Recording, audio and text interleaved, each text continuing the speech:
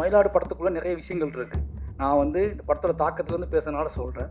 இது சரியா, இது தப்பா, இந்த முடிவு, இந்த இந்த இந்த இந்த வடிவம், எளிய மக்களோட கடைசி ஆயுதம், எளிய மக்களோட கடைசி முடிவு, இதை இப்படி இப்படி முன்மொழியலாமா, இதை வைக்கலாமா அப்படின்னு சொல்லி ஒரு காரசாரமான விவாதத்துக்கு நாங்கள் தள்ளப்பட்டோம். நிறைய பேத்துக்கு இந்த முடிவு சரியா அப்படிங்கிற பெரிய குழப்பம் இருந்துச்சு இந்த படத்தோட முடிவில். பட் நான் என்ன பண்ணேன்னா, இந்த 2 படத்தையும் மண்டக்குள்ள ஓட்டி பார்த்துக்கும்போது ஒரு மிகப்பெரிய தத்துவம், ரொம்ப நிலையானதுன்னு சொல்லப்படக்கூடிய ஒன்று நம்மளை வந்து அடக்கி ஆண்டுகிட்டு இருக்கும்போது,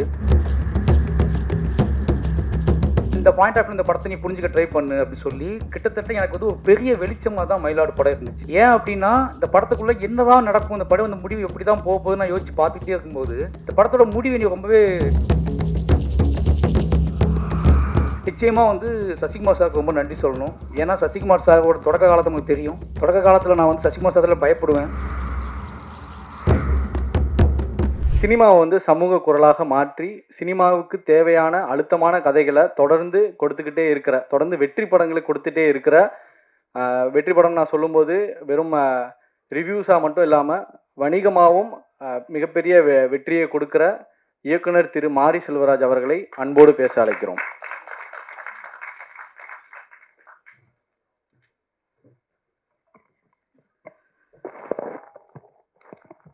எல்லோருக்கும் வணக்கம். நேற்று 2 படம் பார்த்தேன். நேற்று காலையில் ஃபஸ்ட்டு ஒரு படம் பார்த்தேன். அந்த படம் எதேச்சியாக நான் எப்போவுமே காலையில் ஒரு 8 மணி 9 மணிக்கு எப்போவுமே காலையில் எழுந்திரிச்ச உடனே ஒரு படம் பார்ப்பேன். அது அப்படி எதேச்சியாக நான் வந்து சும்மா ஓடிடி பிளாட்ஃபார்முக்குள்ளே போய் நமக்கு என்ன தோணுதோ, எந்த ஸ்டில்லு பார்க்கணும்னு தோணுதோ, எந்த படம் பார்க்கணும்னு தோணுதோ அந்த படத்தை அப்படியே ஓட்டி ஒரு 10 நிமிஷம் பார்ப்போம். அந்த படம் நம்மளை உள்ளே இழுத்துச்சுன்னா அந்த படத்துக்குள்ளே ட்ராவல் ஆகும் அப்படின்ட்டு என்னோடய டெய்லி வழக்கமாக வச்சுருப்பேன் நான். அப்படி நேற்று பார்த்த படம் வந்து ஒரு செவ்விந்தியர்கள் பற்றியான ஒரு படம் பார்த்தேன். பரி மை ஹார்ட் உடன் நீ அப்படின்னு சொல்லிட்டு ஒரு படம். அந்த படம் பார்த்து முடிச்சுட்டு ஒரு பெரிய ஒரு மாதிரி படம் முடிஞ்ச உடனே அந்த படம் கொடுத்த தாக்கம் வந்து ரொம்ப டிஸ்டர்ப் பண்ணிச்சு. நான் உடனே ஆஃபீஸுக்கு போய் என்னோடய அசிஸ்டன்ட் எடுத்துக்கிட்டு அந்த படத்தை பார்க்க சொல்லி அதை பற்றி டிஸ்கஸ் பண்ணிகிட்டு இருந்தோம். இந்த படம் பார்த்து முடிச்சதுக்கப்புறம் அதை பற்றி ஒரு டிஸ்கஷன்லாம் போனதுக்கப்புறம் நைட்டு ஒரு 11 o'clock வந்து அம்பேத்கரை வந்து இந்த படத்தை அனுப்பி விட்டார். இதை பார்த்துட்டு காலைல வா ஈவினிங் ஃபங்க்ஷனுக்கு வந்துருங்க அப்படின்னு சொல்லி. அப்புறம் இந்த படம் பார்த்தோம். எல்லாம் என் அசிஸ்டன்ஸோட சேர்ந்து அந்த படம் பார்த்தேன். ஏதோ தெரியல சம்மந்தம் இல்லாமல் இந்த 2 படத்துக்குமான ஒரு பயங்கரமான ஒரு கனெக்ஷன் இருந்துச்சு. பயங்கரமான ஒரு தாக்கம் இருந்துச்சு. கிட்டத்தட்ட நானும் என் அசிஸ்டண்ட்டும் பயங்கரமான ஒரு டிஸ்கஷனுக்குள்ளே போனோம். ஒரு 6-7 மணிக்கு தான் காலைல படுக்க போனோம். இந்த 6 மணியுமே இந்த 6 மணி வரைக்கும் இந்த உரையாடல் என்ன உரையாடல் இருந்துச்சுன்னா, 2 படங்களுமே வந்து மிகப்பெரிய தாக்கத்தை ஏற்படுத்தியிருக்கு. 2 படங்களும் வெவ்வேறு வடிவமான போராட்ட வடிவங்களை முன்வைக்கிற படங்கள். இப்போ வந்து எனக்கு என்ன தோணுச்சு அப்படின்னா, மயிலாடு பார்த்துட்டு என்னன்னா, இந்த மயிலாடு படத்துக்குள்ளே நிறைய விஷயங்கள் இருக்குது. நான் வந்து இந்த படத்தோட தாக்கத்துலேருந்து பேசுறதுனால சொல்கிறேன். இது சரியா, இது தப்பா, இந்த முடிவு, இந்த இந்த வடிவம், எளிய மக்களோட கடைசி ஆயுதம், எளிய மக்களோட கடைசி முடிவு, இதை இப்படி முன்மொழியலாமா, இதை வைக்கலாமா அப்படின்னு சொல்லி ஒரு காரசாரமான விவாதத்துக்கு நாங்கள் தள்ளப்பட்டோம். எனக்கு என்ன அப்படின்னா, என்கிட்ட நான் என்ன பதில் சொல்ல போகிறேன்னு சொல்லிட்டு என்னோட உதவி இயக்குநர்கள் வந்து ரொம்ப காரசாரமான விவாதத்துக்கு அழைச்சிட்டு போனாங்க. ஒரு 6 மணி வரைக்கும் ஒரு பயங்கர டிஸ்கஷன். ஏன்னா நிறைய பேத்துக்கு இந்த முடிவு சரியா அப்படிங்கிற பெரிய குழப்பம் இருந்துச்சு இந்த படத்தோட முடிவில். பட் நான் என்ன பண்ணேன்னா, இந்த 2 படத்தையும் மண்டக்குள்ள ஓட்டி பார்த்துக்கும்போது ஒரு மிகப்பெரிய தத்துவமாக நிலைநிறுத்தப்படக்கூடிய, ரொம்ப நிலையானதுன்னு சொல்லப்படக்கூடிய ஒன்று நம்மளை வந்து அடக்கி ஆண்டுகிட்டு இருக்கும்போது, அது வந்து ஒரு வடிவமாக இருந்துச்சுன்னா அதை எடுத்து அது ஒரு பில்டிங்காக இருந்துச்சுன்னா அதை உடைக்கலாம். அது ஒரு கேட்டாக இருந்தால் உடச்சிட்டு திறக்கலாம். அது காற்று மாதிரி பரவிக்கிட்டு இருக்கும்போது, அது ஒரு பேர் இருளாக இருக்கும்போது அதை எப்படி வென்றெடுக்கிறது, அதை எப்படி திருத்துவது, அதை எப்படி மாற்றுவது, அதை எப்படி ஜெயிப்பது அப்படிங்கிறது ஒரு பெரிய குழப்பம் இருக்குது. எல்லாத்தையுமே நான் தான் கொடுக்கணுமா, எல்லாத்தையுமே நான் தான் இழக்கணுமா அப்படிங்கிற ஒரு கேள்வியை என் அசிஸ்டன்ட் முன்னாடி வச்சாங்க. நம்ம ஏன் எல்லாத்தையும் இழக்கணும், அப்படி ஒரு முடிவு இந்த படம் வைக்கிறதா அப்படின்னு கேள்வி கேட்டாங்க. அப்போ நான் சொன்னேன், ஒரு பேர் இருள் உன்னை சூழும் போது நீ ஒரு பெரு வெளிச்சத்தை பார்க்க வேண்டிய கட்டாயத்துக்கு உள்ளாக்கப்படுற. இந்த பாயிண்ட் ஆஃப் இந்த படத்தை நீ புரிஞ்சுக்க ட்ரை பண்ணு அப்படின்னு சொல்லி கிட்டத்தட்ட எனக்கு வந்து ஒரு பெரிய வெளிச்சமாக தான் மயிலாடு படம் இருந்துச்சு. ஏன் அப்படின்னா, இந்த படத்துக்குள்ளே என்னதான் நடக்கும், இந்த படம் இந்த முடிவு எப்படி தான் போகுதுன்னு நான் யோசிச்சு பார்த்துக்கிட்டே இருக்கும்போது, இந்த படத்தோட முடிவு நீ ரொம்பவே தர்க்கத்துக்கு உள்ளாக்கிச்சு. அதை நான் ஏற்றுக்கணுமா ஏற்றுக்கூடாதா அப்படின்னு சொல்லி. ஃபஸ்ட்டு நான் ஏற்றுக்கல. அப்போ நான் கொஞ்சம் நேரம் யோசிச்சுக்கிட்டே இருக்கேன். நைட்லாம் யோசிக்கிறேன். இது எப்படி எங்கள் அப்பா என்ன பண்ணியிருப்பாரு, இதே சூழ்நிலை எங்கள் அப்பா இருந்தால் என்ன பண்ணியிருப்பாரு, எங்கள் அண்ணன் என்ன பண்ணியிருப்பான், நான் என்ன பண்ணியிருப்பேன், அவன் என்ன பண்ணியிருப்பான், இவன் என்ன பண்ணியிருப்பான், ஒவ்வொருத்தருக்கும் ஒவ்வொரு வடிவமாக தெரிய ஆரம்பிக்கும் போது எளிய மனிதர்கள் கடைசியாக தாங்கிட்ட நீ என்ன என்கிட்ட இருந்து எல்லாத்தையும் பிடுங்க ட்ரை பண்ணுறேன், என்கிட்ட இருந்து என்னை மீறி என்னோட நிலத்தை பிடுங்குற, ஏன்னா என்னோட நிலத்தை பிடுங்குற, என் உடல் உறுப்புகளை பிடுங்குற, எல்லாத்தையும் நீ பிடுங்குற. உன்னை நான் ஜெயிக்கணும்னு ஆசைப்படுறேன், உன்னை நான் ஜெயிக்கணும்னு ஆசைப்படுறனோ இல்லையோ, பட் நான் உன்னைய எப்படி வென்றெடுக்குன்னு எனக்கு தெரியல, உனக்கு என்ன சொல்லி புரிய வைக்கணும்னு எனக்கு தெரியல. கடைசியாக நான் உனக்கு நீ என் இதயத்தை பிடுங்கிட்டு போகிற, அந்த இதயத்தின் வழி நான் உனக்கு ஒரு அறத்தை கொடுக்க ட்ரை பண்ணுறேன் அப்படிங்கிறது இந்த படம் சொல்லி முடிக்கும் போது, கிட்டத்தட்ட நான் அந்த படத்தை முடியும் போது நான் என்னோட உதவியாளர்கிட்ட சொன்ன விஷயம் அது ஒன்றே ஒன்று தான். நான் என்ன சொன்னேன் அப்படின்னா, இந்த படத்தை நீ வந்து எல்லா உனக்கு ஒரு எக்ஸ்போசர் இருக்குது, உனக்கு ஒரு அறிவு இருக்குது, அந்த அறிவில் அந்த படத்தை பார்க்காது. ஒவ்வொரு வாழ்க்கை ஒவ்வொரு தத்துவத்தின் அடிப்படையிலையும் ஒவ்வொரு வாழ்வினோட தன்னோட எந்த கிளையை பிடிச்சிக்கிட்டு எந்த புள்ளியை பிடிச்சிக்கிட்டு ஒருத்த வாழ ஆரம்பிக்கிறானோ அந்த புள்ளி அவனுக்கு ஒன்று கற்றுக் கொடுத்துருக்கும். இந்த படத்தில் இருக்கக்கூடிய அந்த கேரக்டர், சசிகுமார் சாரோட கேரக்டர் தொடக்க காலத்திலேருந்து அது காட்டப்பட்ட நேரத்திலிருந்து அது ஒரு புள்ளியை கைப்பற்றிக்கிட்டு ஒரு பூனையை காப்பாற்றினவன், ஒரு எலியை காப்பாற்றினவன், ஒரு எறும்பை காப்பாற்றினவன், யார் ஒரு மனுஷனை விட்டுட்டு போவானா, ஒரு மனுஷனை விட்டு அவன் எப்பேற்பட்ட அயோக்கியனாக இருந்தாலும், அவன் எப்பேற்பட்ட கொடுங்கோலனாக இருந்தாலும் அவனை விட்டுட்டு போவானா அப்படிங்கிற கேள்வியை முன்வைக்கும் போது எனக்கு பயங்கரமான ஷாக்காக இருந்துச்சு. நம்ம என்ன நினைக்கிறோம் அப்படின்னா, நம்மளோட அறிவை பயன்படுத்தி, நமக்குள்ள எக்ஸ்போசரை பயன்படுத்தி, நம்ம காட்டப்படுற ஆர்ட் ஃபார்முக்குள்ளே நம்மளோட கேள்வி கேட்டுகிட்டே இருக்கும். ஆனால் ஆர்ட் ஃபார்ம் அப்படிங்கிறது நம்மளோட எக்ஸ்போசரை வச்சும் மட்டும் பார்க்கக்கூடியது கிடையாது. அங்கே காட்டப்படுகிற மனிதர்கள், அவர்கள் அதை எப்படி வென்றெடுத்தார்கள், அதை அந்த மனிதர்கள் அந்த உயரிய உன்னதத்தை எப்படி அடைந்தார்கள், தங்களை எப்படி மீட்டெடுத்தார்கள் அப்படிங்கிறத காட்டக்கூடியது தான் ஆர்ட் ஃபார்ம். அந்த ஒரு முக்கியமான ஆர்ட் ஃபார்ம் வேலையை இந்த படம் மயிலாடு செஞ்சிருக்கு. முழு இரவையும் கைப்பற்றின படம் தான் மயிலாடு. என்னோட முழு இரவையுமே யோசிக்க வச்ச ஒரு படம் தான் மயிலாடு.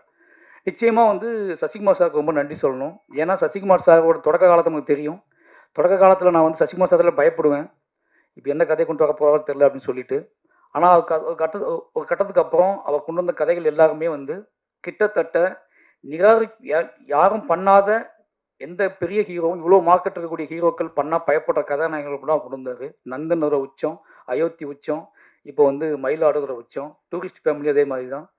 கிட்டத்தட்ட சசிகுமார் சார் நமக்கு என் ஹஸ்பண்ட் சொல்லும் போதே கதை யோசிக்கும் போதே சசிகுமார் சார் இருக்காரு, நம்பி யோசிங்கன்னு சொல்கிற அளவுக்கு ஒரு முக்கியமான ஒரு வேலையை செஞ்சிட்ருக்காரு. அதுக்கப்புறம் ஆர்டிஸ்ட் அவங்க சைத்ரா கோயில்பட்டி பொண்ணு மாதிரியே இருந்தீங்க, அப்படியே கோயில்பட்டி பொண்ணை நடிக்க வச்ச மாதிரி ஒரு ஃபீல் இருந்துச்சு. ரொம்ப சந்தோஷமாக இருந்துச்சு. ஏன்னா நீங்கள் நிச்சயமாக அவங்க சொன்ன மாதிரி குரூப் சொன்ன மாதிரி உங்களை தவற விட மாட்டாங்கன்னு நம்புகிறேன்.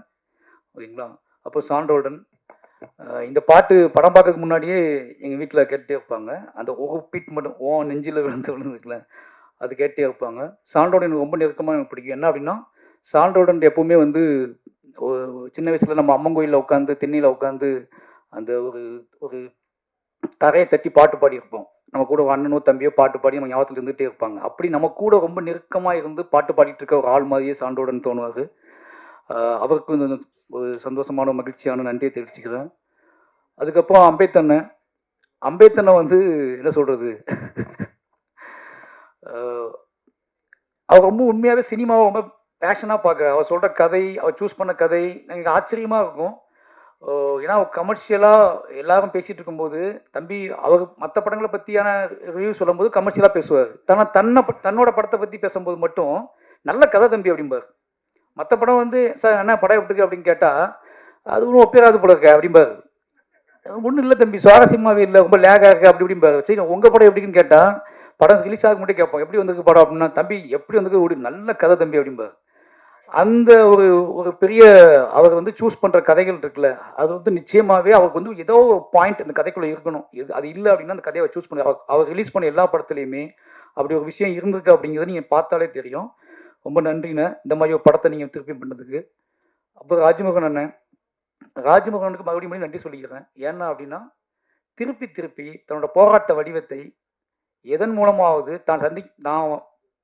தான் ஒரு ரிப்போர்ட்டராக இருக்கும்போது, எழுத்தாளனாக இருக்கும்போது சந்தித்த அத்தனை மனிதர்களையும் எப்படியாவது தன்னோட திரையில் காட்டிடணும்னு ஒருத்தர் துடிக்கிறது இருக்குல்ல, அது ஒரு முக்கியமான விஷயம். எப்படி பார்த்தா நான் இப்போ யோசிச்சு பார்க்கும்போது எனக்கு என்னோட கதை நான் எழுதும்போது எனக்கு எல்லா மனுஷங்களும் நான் பார்த்த மனுஷங்களும் ஞாபகத்துட்டே இருப்பாங்க, அதில் நானும் இருப்பேன். அதனால எனக்கு அது ஈஸியாகிடும்.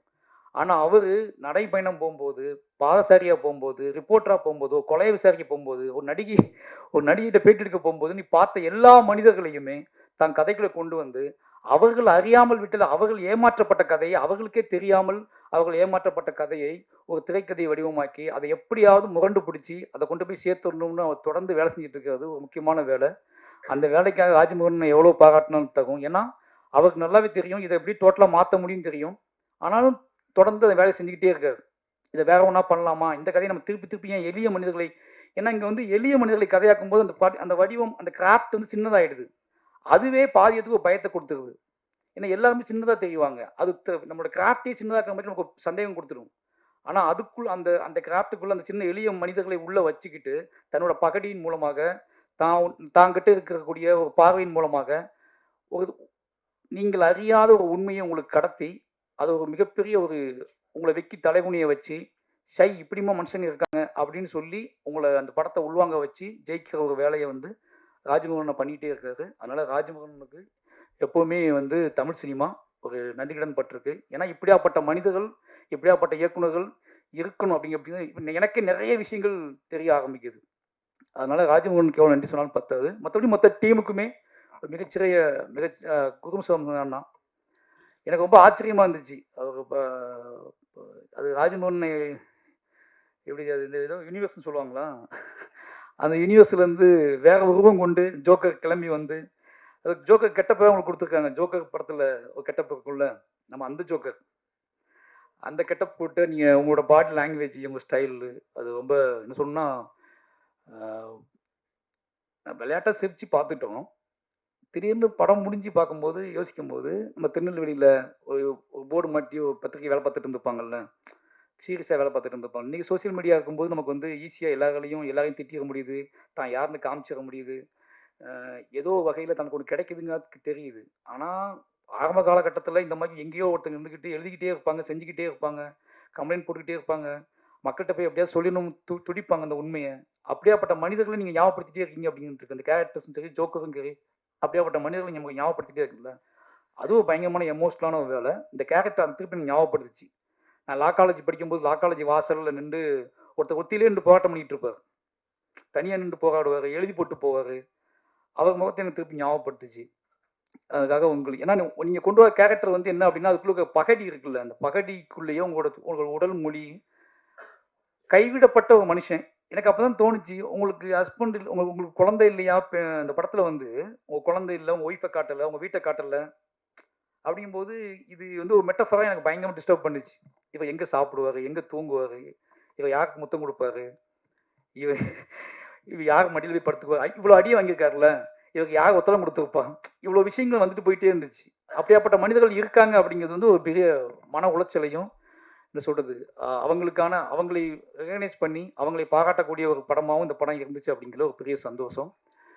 நிச்சயமாகவே மயிலாடு வந்து இன்றைக்கி நீங்கள் பார்க்குற சினிமாக்கள் நீங்கள் ஏன்னா நம்ம வந்து பயங்கர நிறைய முன் தீர்மானத்தோட ஜட்ஜ்மெண்டலோட நம்ம வந்து நிறைய சினிமாக்களை அணுகிறோம்.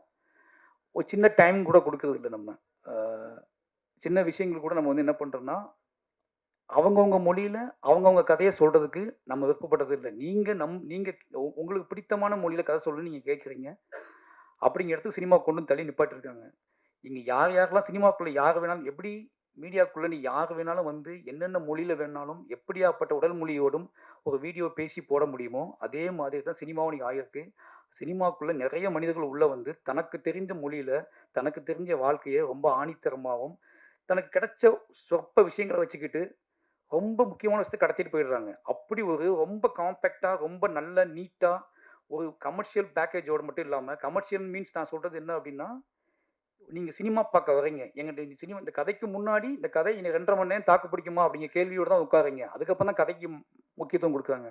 அதையும் மைண்டில் வச்சு ராஜ்மோகன்னா தன்னோட பகடிலாம் சேர்த்து ஒரு அழுத்தமான ரொம்ப மனதை நெகிழக்கூடிய வாழ்வின் மீது பெரிய நம்பிக்கை வரக்கூடிய பெரிய தத்துவங்களை ஜெயிக்க முடியுமா, பெரிய அதிகாரங்களை ஜெயிக்க முடியுமா, அதெல்லாம் காற்றுல பரவிட்டாங்க, இனிமேல் அவங்கள ஜெயிக்கவே முடியாது அப்படிங்கிறத தாங்கிட்ட இருக்க எளிய தத்துவத்தை வச்சு அடித்து காலி பண்ணியிருக்காரு.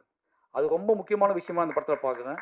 ஏன்னா வேற வழியே இல்லை, இவங்க எப்படி ஜெயிக்கிறதுனே தெரியல. ஜெயிக்கவே முடியாதுன்னு நினச்சிட்டு இருக்க மனிதர்களை தாங்கிட்ட இருக்கிற ஒன்றே ஒன்று அறம், அந்த அறத்தை வச்சு ஜெயிக்க முயற்சி பண்ணியிருக்காரு. ஜெயிச்சிட்டார். அவருக்கு மொத்த டீமுக்கும் என்னோட நன்றியும் வாழ்த்துக்களும்.